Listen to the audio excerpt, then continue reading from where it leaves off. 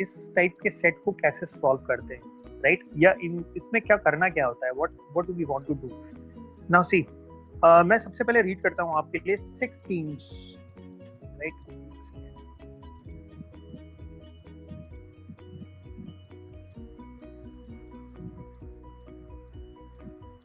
6 teams are playing in a hockey tournament, right? 6 टीमें। अब मैं आपको एक बहुत ही फ्रीक्वेंटली आस्क्ड कंडीशन जो बार बार आपके सामने गेम्स एंड मैचेस में आती है, रिपीटेटिव है, वो कंडीशन कोट करता हूँ, वो ये है, each team playing with every other team exactly once.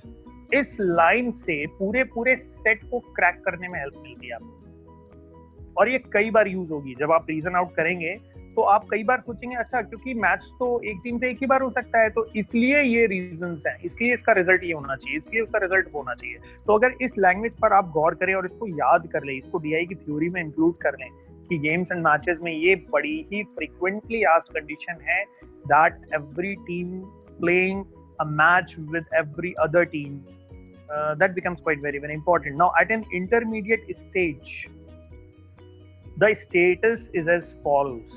Intermediate stage is बीच की स्टेज होती है जब कुछ चीजें हैं। अब देखो, कुछ मैचेस हो चुके हैं, तो फिलहाल यहाँ पर 6 टीमें हैं। 6 टीमें अगर 2 मैचेस मान लो उनको खेलना है, तो टोटल मतलब 2 टीमों को एक मैच खेलना है, and that too exactly once, so it is equivalent to total number of matches are 62। मतलब 6 में से कोई भी 2 टीम सेलेक्ट कर लो, उतने वेज में एक मैच कराया जा सकता है। तो टोटल मैचेस कितने होने चाहिए इस कंडीशन के अंडर में, वो आप 62 से निकाल सकते हो। 62 क्या हुआ, 6 into 5 upon 1 into 2, राइट? 2 3 जा 6, 3 5 जा 15। तो ये आपको 15 प्रूव हो गया, ये हमारे टोटल 15 मैचेस हों। ये पॉइंट समझ में आया? 6 टीमें हैं, मैच होना है, ठीक है। अच्छा, दूसरा तरीका क्या है इसको समझने का? दूसरा है कि फिजिकल काउंटिंग। आप ये कहेंगे ए का मैच बी से, ए का मैच सी से, डी, ई और एफ, ए 5 मैच खेलेगा। अब बी का मैच ए से मत लीजिए क्योंकि वो काउंट हो चुका है, क्योंकि एग्जैक्टली एक ही मैच होगा एक 2 टीम के बीच में। तो B C, B D, B E, B F, इस तरीके से सी का बी से नहीं ले सकते, सी का डी, सी का E, C F, and then D E, D F, and then E F. तो अगर काउंट करो तो ये 5 हो गए, ये 4 हो गए, 3 हो गया, 2 हो गया, 1 हो गया। अगर टोटल करोगे तो कितना आ जाएगा? That will come out to be equal to 15। तो हाँ, तब भी प्रूव हो गया कि 15 मैचेस होंगे। तो आप पीएनसी एडवांस कंप्यूटिंग से कर लीजिए इसको, या फिर आप फिजिकल काउंटिंग से कर लीजिए इसको। फिलहाल आपको इतना पता होना चाहिए सेट स्टार्ट करने से पहले, सॉरी, अरे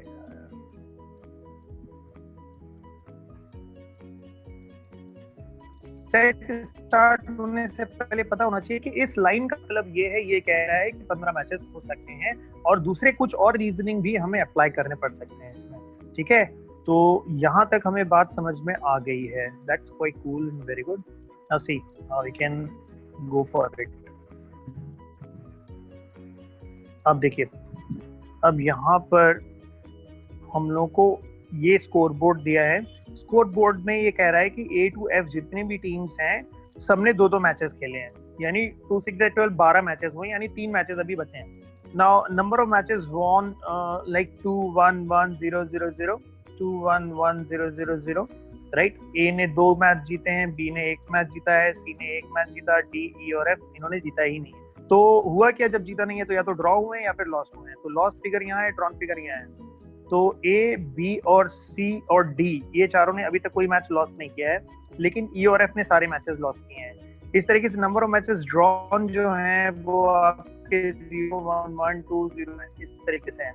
तो यानी बी और सी ने एक एक मैच ड्रॉ किया है, डी ड्रॉ हुआ है उनका, और डी के दोनों मैचेस जो 2 खेले हैं उसने, वो दोनों ड्रॉ हो गए। फिर goals scored by the team है। स्कोर्ड बाय द टीम मतलब मान लीजिए हम एक टीम में मैं हूं और एक टीम में आप हैं, हम दोनों अलग अलग टीम में और आपस में हमारा मैच हो रहा है, राइट? तो मान लीजिए आपने मेरी टीम पर 5 गोल किए, ठीक है, और ये टीम ए आपकी है, तो मतलब आपने मेरे अगेंस्ट 5 गोल कर दिए, और उतनी देर में मैं आपके अगेंस्ट एक ही गोल कर पाया, तो गोल्स कंसीडर्ड आपके जो होंगे वो 1 होगा, यानी ये आपके अगेंस्ट हो गए, goals conceded by the team मतलब जो गोल उसके अगेंस्ट हो गए। तो ये 5-1 का एक तरीके से बात बनी कि 5 गोल आपने किए और 1 गोल आपके ऊपर हो गया। तो ये सिंपल गेम्स एंड मैचेस का ये सिंपल फंडा है कि गोल्स स्कोर्ड और कंसीडर्ड का मीनिंग हमें यहाँ पर बहुत ही क्लियरली पता होना चाहिए। तो ये अच्छा, कंबाइंड दोनों मैचेस का है ना, 5 स्कोर्ड और 1 कंसीडर्ड दोनों। हाँ, 2 मैचेस का मतलब जैसे यहाँ पर 2 मैचेस खेले हैं तो 2 मैचेस के बाद ये सिचुएशन समझ में आई है, ये सिचुएशन हमें मिली है, ठीक है।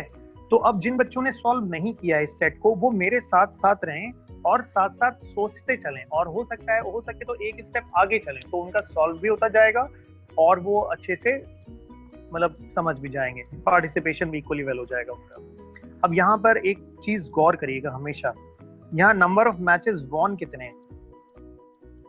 4 हैं। तो किसी भी स्पोर्ट्स एंड मैचेस के क्वेश्चन में नंबर ऑफ मैचेस वॉन जो होते हैं वो नंबर ऑफ मैचेस लॉस्ट के बराबर होने चाहिए। यहाँ भी देखिए 4 है, ऑब्जर्व, ये 4 हैं तो भले ये 4 जीते होंगे तो किसी के अगेंस्ट जीते होंगे ना, तो वो लॉसेस में कन्वर्ट हुआ होगा। तो एक टीम जीत रही है तो दूसरी टीम हार रही है, तो जितने लोग जीतेंगे उतने लोगों को हराएंगे, तो इसलिए यहाँ पर 4 लॉसेस हैं। And you can see that कि 4 ड्रॉन, ऑब्जर्व दिस, राइट। तो इस जगह पर अगर 4-4 और 4 तीनों को आप देखें तो मिला के 12 मैचेस होते हैं और 12 मैचेस हुए हैं। This is how we have predicted it. अच्छा, अब हमें क्या करना होगा, हमें पहली चीज ये पता लगानी होगी कौन कौन सी टीम आपस में लड़ी हैं या फाइट किया उन्होंने या मैच हुआ है उनके बीच में, ठीक है। और दूसरी चीज किसका क्या स्कोर है, राइट। तो इस टेबल के 2 पार्ट हैं, मैं यहाँ पर एक लाइन खींचता हूँ, इसके 2 पार्ट हैं। एक पार्ट इधर लेफ्ट हैंड साइड में है, ठीक है, और एक पार्ट इधर राइट हैंड साइड में है, ठीक है। तो ये goals scored by the team और goals conceded by the team, ये एक पार्ट है राइट वाला, और ये लेफ्ट वाला पार्ट है। तो पहले लेफ्ट वाले पार्ट पे वर्क करके जितनी इंफॉर्मेशन हम एक्सट्रैक्ट कर सकते हैं उस इंफॉर्मेशन को चेक करते हैं। अब जैसे यहाँ पर आपने देखा कि ए ने दोनों मैचेस जीत लिए, ठीक है। तो ए का मैच देखो, और ये हारे नहीं, बिल्कुल ABCD हारे नहीं है, तो इसका मतलब ए ने एक मैच ई के साथ खेला होगा। क्या ए दूसरा मैच भी ई के साथ खेल सकता है? यस और नो? नो सर, नहीं खेल सकता। क्यों नहीं खेल सकता? Because every team played with every other team exactly once. तो इसका मतलब है दूसरा मैच उसने इसके साथ खेला होगा। You agree with this? तो मैं अपने स्कोर बोर्ड में लिख लेता हूँ कि ए का मैच हुआ होगा ई के साथ और ए का मैच हुआ होगा एफ के साथ। तो ए ने ई के संग फाइट किया होगा, फिर एफ के संग फाइट किया होगा, जो भी है इन 2 टीम से भिड़ा होगा, ठीक। इतना पॉइंट क्लियर हो गया सभी को? Yes sir, yes sir. Very good. अच्छा, अब देखो यहाँ पर नंबर ऑफ मैचेस लॉस्ट, अभी एक तो ये ए से हार ही चुके हैं, ये ए से हारे हैं, ठीक है। इसका मतलब ये 2 किसी और से भी हारे होंगे। तो अब 2 कौन कौन से हैं? अब यहाँ पर बी ने एक मैच जीता है और सी ने भी एक मैच जीता है, तो ये कहीं ना कहीं इन्हीं में एडजस्ट होंगे, राइट। तो अब डिफरेंट पॉसिबिलिटीज हैं, डिफरेंट पॉसिबिलिटीज आर देयर, लेकिन इस पॉसिबिलिटी को हम बाद में देखेंगे। सबसे पहले एक और बढ़िया पॉसिबिलिटी हमें दिखाई दे रही है, ड्रॉन वाली, तो ये दिखाई दे रही है ड्रॉन वाली। अब जैसे टीम डी ने 2 मैच खेले और दोनों उसके ड्रॉ हो गए, बी और सी से दोनों ड्रॉ हो गए, और बी का एक ड्रॉ हुआ है, सी का एक ड्रॉ है। इसका मतलब डी ने एक मैच इसके संग खेला होगा और एक मैच इसके संग खेला होगा। तो एक और मैच हमारा कंफर्म हुआ कि बी ने डी के साथ एक मैच खेला होगा और सी ने भी डी के साथ एक मैच खेला होगा। और मैं अपनी मेमोरी के लिए लिख देता हूँ कि ये दोनों ड्रॉन हुए हैं, यानी दोनों में सेम स्कोर होना चाहिए, डिफरेंट स्कोर मत रख दीजिएगा गलती से भी। तो छोटे छोटे कमेंट्स अगर मैं ऐड करते चला जाऊंगा उससे भी मेरे को फायदा होगा, so that I can keep things in mind, so that I don't commit any mistake. अब हमें फिर यहाँ पर वापस आते हैं कि बी और सी एक्चुअली जो एक एक विन हुआ था वो ई और एफ के अगेंस्ट हुआ होगा। तो 2 पॉसिबिलिटीज हैं। एक पॉसिबिलिटी ये है कि बी ने बी ई के संग मैच हुआ हो और सी एफ के साथ मैच हुआ हो, राइट। और दूसरी पॉसिबिलिटी ये है कि बी का मैच एफ के साथ हुआ हो और सी का मैच ई के साथ हुआ हो। There can be these two possibilities. तो ये एक पॉसिबिलिटी 1 बोल देता हूँ, सेकंड पॉसिबिलिटी को मैं सेकंड बोल देता हूँ, राइट। अब लेफ्ट वाला पार्ट जो है हमारा काफी कुछ ओके हो गया, इतने मैचेस हमने पता लगा लिए, बाकी मैचेस हम कंफर्म नहीं कर पा रहे हैं, बाकी हम देख के काम करेंगे। तो ये मैं क्लीन कर देता हूँ। अब देखिए, अब यहाँ पर क्या है, goals scored by the team. अब देखो यहाँ पर क्या है, ये 5 है, ठीक। और ए ने किसके संग फाइट करी है, ई के साथ और एफ के साथ। और ए के अगेंस्ट गोल किसने कर दिया है, किसी ने कर दिया है, ई और एफ में से किसी एक ने किया होगा। अब ई का अगर देखें तो ई ने एक ही गोल स्कोर किया है और एफ ने एक भी गोल स्कोर नहीं किया है, राइट। तो ये 1 किसने किया होगा, ई ने किया होगा या एफ ने किया होगा? ई ने सर। ये स्कोर ई ने मारा होगा पक्का, ठीक है, ये स्कोर ई ने किया होगा। तो ए और ई के बीच में जो मैच हुआ है उसमें ए ने कितना ई के अगेंस्ट गोल किया है ये अभी हमें नहीं पता है। ये 4 हम ये नहीं कह सकते सारा का सारा ए ने किया होगा, क्योंकि ई अभी किसी और टीम से भी भिड़ा होगा, बी से भिड़ा होगा या सी से भिड़ा होगा, उन्होंने कितना स्कोर किया ये हमें नहीं पता है। तो हम एक चीज जो कंफर्म हो गई है कि ई ने ए के अगेंस्ट एक गोल मारा है, तो उसको मैं यहाँ 1 करके लिख देता हूँ। ए ई वाले कॉलम में मैंने, मतलब जो यहाँ पर ये पार्ट है इसमें मैंने E1 लिख दिया। तो मुझे स्कोर बोर्ड में मैंने जो स्कोर चढ़ाना था वो चढ़ा दिया, ठीक है। तो मेरा काम यहाँ पर सही हो गया। अब चलो और देखते हैं आगे हम क्या बात कर सकते हैं। अब जो मैचेस ड्रॉ हुए थे उस पे थोड़ा फोकस करते हैं। जैसे डी है, डी ने 2 मैचेस खेले हैं, ठीक है, बी और डी ड्रॉन है, सी और डी ड्रॉन है, क्योंकि देखो आगे इन्हीं के बारे में बात करनी है हमें। तो ध्यान रखिए कि बी के अगेंस्ट कितना गोल हुआ है, बी के अगेंस्ट 1 गोल हुआ है, ठीक है।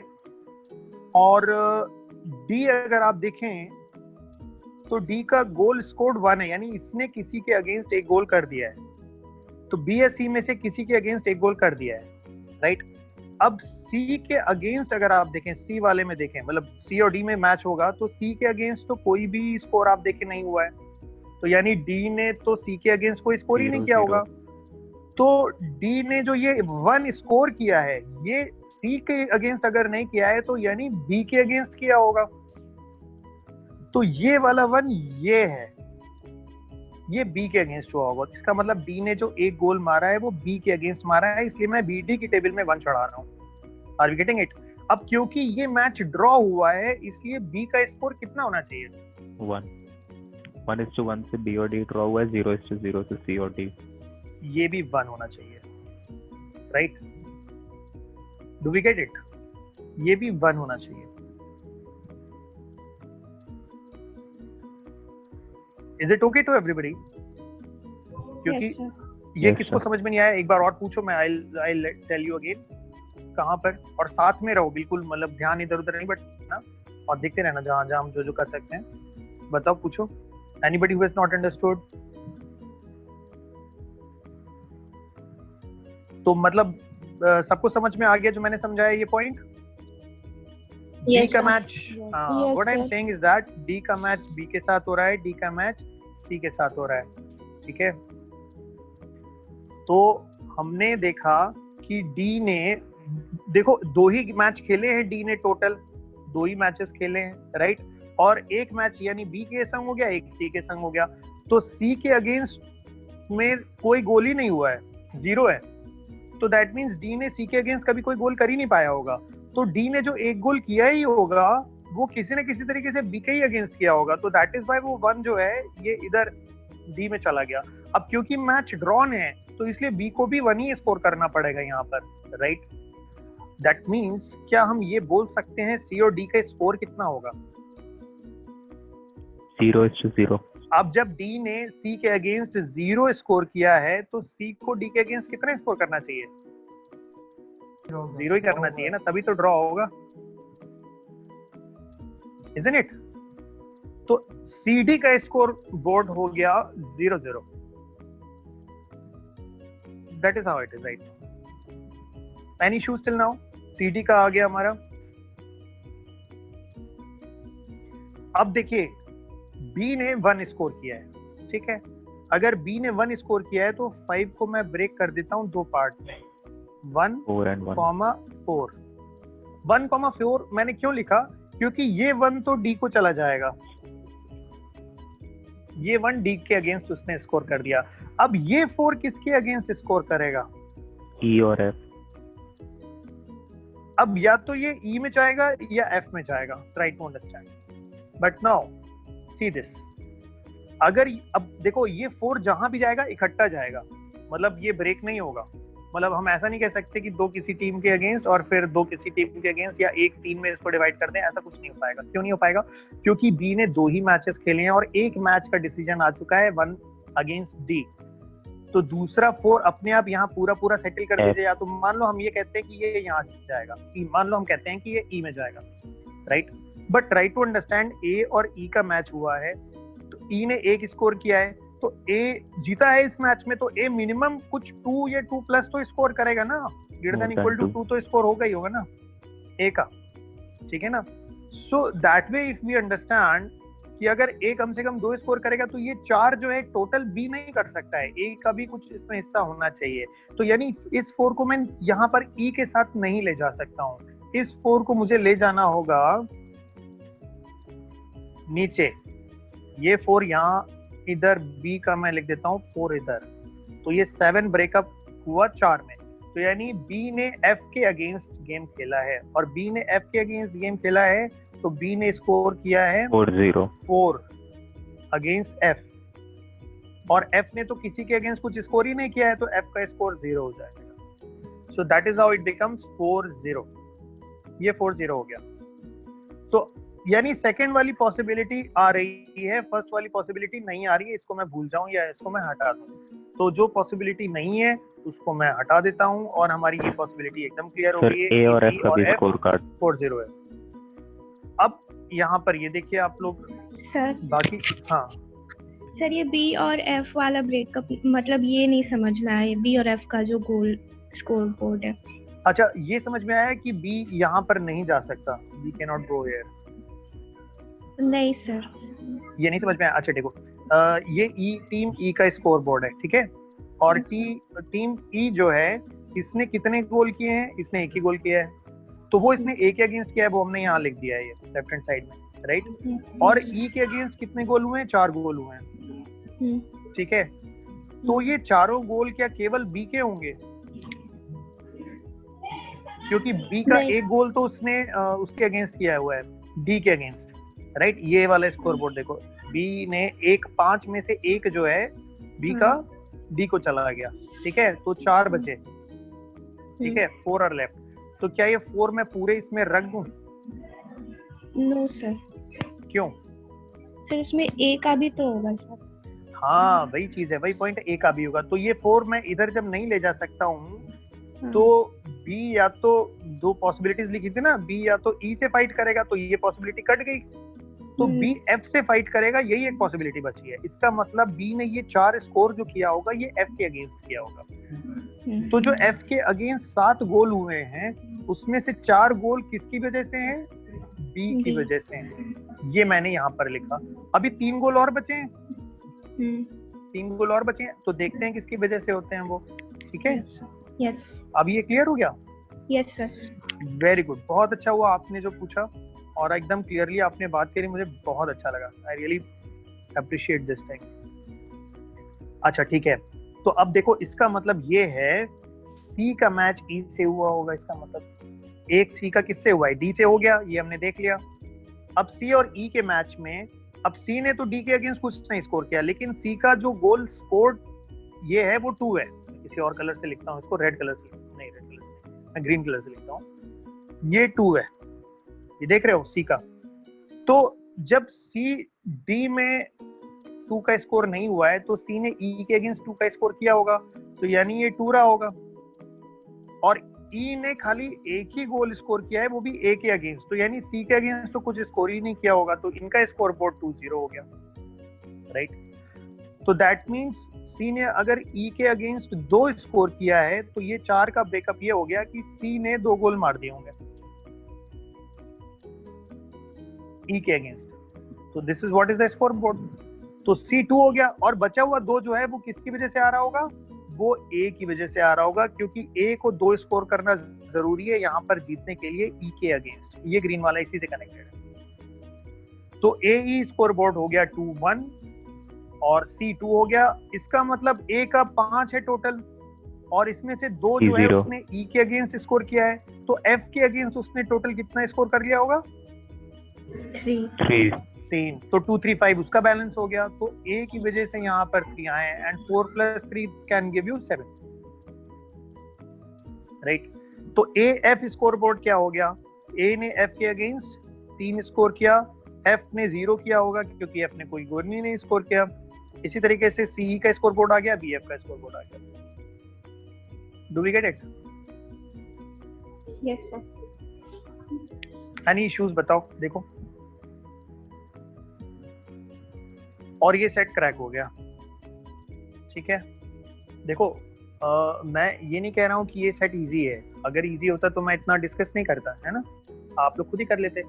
लेकिन मैं ये कह रहा हूँ कि इतना 3-5 करने की वजह से होगा क्या, आपका ब्रेन और आपका ऑब्जर्वेशन दोनों डेवलप होंगे, ठीक है। जैसे हम लोग जिम करते हैं या हम लोग एक्सरसाइज करते हैं ना, तो एक्सरसाइज कभी कभी हम लोग को बढ़ानी पड़ती है। एक्सरसाइज बढ़ाने से हम ज्यादा हांफते हैं, ज्यादा थकते हैं, ज्यादा स्वेटिंग करते हैं, लेकिन उस स्वेटिंग की वजह से वो that is worth it, because we develop more stamina, more power, we generate more energy, right. इसको कहते हैं इम्प्रूवमेंट।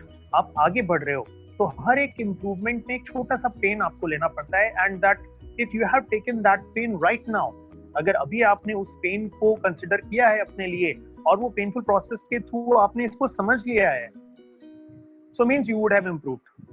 अब ये दूसरा सेट कहाँ से लगा सकते हो, ये आपको मिलते रहेंगे, ये आपको अलग अलग मॉक्स में मिलेंगे। आप कैट पेपर से जाके भी ले सकते हो। 2004 मैंने बोला ही है, 2004 का पेपर उठाना, उसमें देखना बहुत जबरदस्त ऐसा ही सेट की मैंने, सेम सेट, और ये सेम जैट में पूछा गया है। देखो थोड़ी बहुत फिगर्स आगे पीछे होंगी, इधर उधर होंगी, तो ऐसे ही मैच कराना पड़ेगा आपको देख देख करके, जैसा अभी हम लोगों ने मैच किया है। तो ये जो अप्लाई करने का जो अप्रोच है, या सोचने का जो मेथड है, या जो पैटर्न है, that becomes quite very very important for us. इससे आपको इसकी डिफिकल्ट उसके लिए है जो नहीं करेगा, इजी उसके लिए है जो मजे लेगा इसमें, है ना। तो मैं चाह रहा हूँ कि आप लोग इसको एंजॉय करो रादर देन इसको देख के कुछ पैनिक करो। ये पैनिक करने वाली चीज नहीं है, it's all okay, it's games and matches, that's it. कौन जीता कौन आ रहा है सब सामने लिखा हुआ है, और सब चीजें फिगर आउट हो सकती हैं। These are one of the best sets that anybody could have solved.